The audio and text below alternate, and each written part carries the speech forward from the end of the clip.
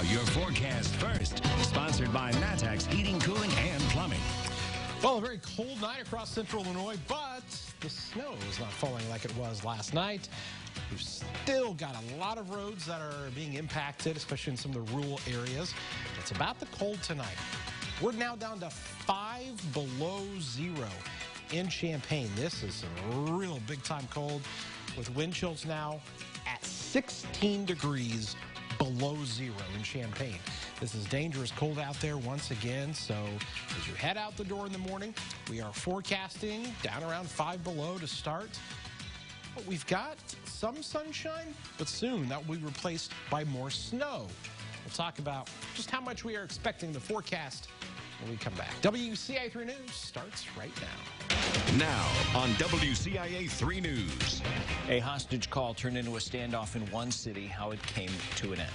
Plus, 2020 was a violent year for one community, how leaders are trying to make sure this year isn't a repeat. And you've heard about how Narcan can save a life during an overdose. Tonight, we'll show you from the eyes of a first responder. You're watching your local news leader.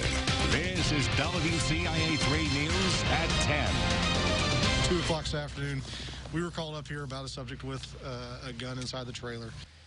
And that led to a standoff that lasted 4 hours. Good evening, I'm Paul Cicchini. Decatur police responded to a call. A man was holding his girlfriend hostage. Happened on Illinois Circle around 2 this afternoon. 32-year-old Carl Hurd Jr. is now in custody. WCIA 3's Bryce Beeman was there. So, Bryce, what can you tell us about what happened? There were tons of Decatur police officers as well as the SWAT team when we arrived. We're told the girlfriend was able to get out and was not injured. She was then brought before a judge to get a search warrant. Decatur police say Hurd was holding weapons inside the home. When we arrived, we heard officials over a megaphone trying to talk to him. The search warrant was obtained, and he eventually came out of the trailer. SWAT and Decatur police were able to take him into custody. He has been arrested and is facing several charges, including domestic battery and aggravated assault. Back to you. All right, Bryce, thanks for that update. Now, in 2020, Champaign experienced a record number of confirmed shooting incidents, victims, and homicides. City and community leaders met tonight to talk about how to move forward. WCIA 3's Jen Last joins us from the newsroom. So, Jen, what are some of the ways the groups hope to stop the gun violence? Paul, the city's community relations director, Tracy Parsons, is co-leading a new group, the Countywide Coordinating Committee. It will be volunteer-based and a way of addressing gun violence. In 2020, Champaign-Urbana experienced a record level of shootings. Champaign alone had 189 shooting incidents last year, up from 100 in 2019. 9 people were killed last year. There were 2 deaths in 2019. Parsons says leaders plan to focus on youth empowerment initiatives going forward as well. I was told, or we were told in a meeting with a group of students that I'd rather be caught with my gun than without it. And what that means is they'd rather be caught by police or by us or by the schools with it than caught on the streets without it. And that's a sad, tragic predicament for young people to have to be making that decision. Parsons says the David C. Sankey Center for Youth and Community Development, named after a 2018 shooting victim, should be ready to open this spring. The center will focus on intervention and mediation. The city is also hosting what it's calling a Summit of Hope at the end of March, which will serve as a resource fair for ex-offenders looking to become part of the community again. These are just a few of the ways they hope to bring the number of shootings down going forward. More of them are on our website. Back to you, Paul. Jen, I think what's most incredible about these numbers is in 2020, most people were told to stay inside for most of the year. So the shootings are just astonishing. Absolutely, and it's definitely an issue that they have to address. They did have fewer guns that were recovered on the streets in 2020 compared to 2019, but still, homicide, shooting incidents, shooting victims overall, those were up. Yeah, it's terrible. All right, Jen, thanks for that update. Now, last summer, more than 100 inmates were released early from prison due to the pandemic in Champaign County. First Followers wants to boost the reentry program with a $30,000 grant by developing an education workshop, training series, providing financial support for transitional living expenses, and offering job training in construction and landscaping. I just did the best I could with what I had at the time. Deputies with the Champaign County Sheriff's Office have responded to dozens of overdose calls since July 2015, when it started a Narcan program.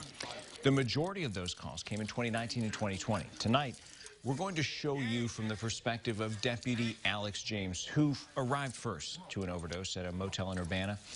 We will caution you some of the video may be disturbing. It was just before 7:30 on February 2nd when Deputy Alex James pulled up to the Motel 6 in Urbana. You can see him rifling through a medical bag to get his Narcan before running inside, where he's met by a man who says he's the dad. The man tells Deputy James his son was recently incarcerated. Got out of what? Jail, prison? I don't want to say surprised. We don't treat anybody differently. We treat everybody the same on calls. So I didn't really look at that. When the door to the room is open, the man who overdosed is on the floor. In less than a minute, Deputy James gives the first of 4 doses of Narcan. It's usually at least minimum of 2 doses to really affect somebody if they're unconscious like that. I got 522 second dose. And it's not just the Narcan. Okay, I got a bottle here. I got a bottle. Deputy James did chest compressions for 4 minutes. I'll do them out. Doing 15 more, 5. If they're unresponsive, yeah, we have to keep that those compressions going for the blood to circulate. So he's gotten 6 total? 4. Deputy James says 4 doses is uncommon. So much, deputies normally carry 1 dose in their medical kit. He's breathing, yeah. Oh, okay.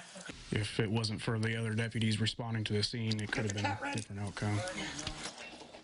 Now, while we're not identifying the man who overdosed, we do know he has a criminal record dating back to July 2019. The 27-year-old's been charged for, among other things, theft, drug possession, obstructing justice, and resisting.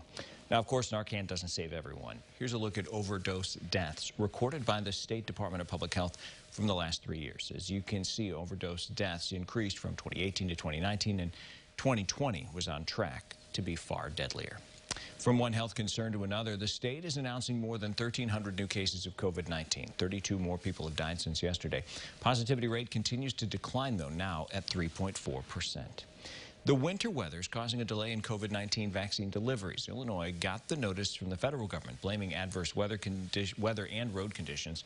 State plans to ship doses to many providers across the state tomorrow and Thursday as weather permits. For more information, you can visit WCIA.com. With snowplows trying to clear main roads, secondary roads are getting the short end of the stick. It's causing problems for people who can't get their car out of the driveway, or people who simply can't drive down their road because it's too dangerous. But 2 16-year-old girls are doing their part to help their neighbors.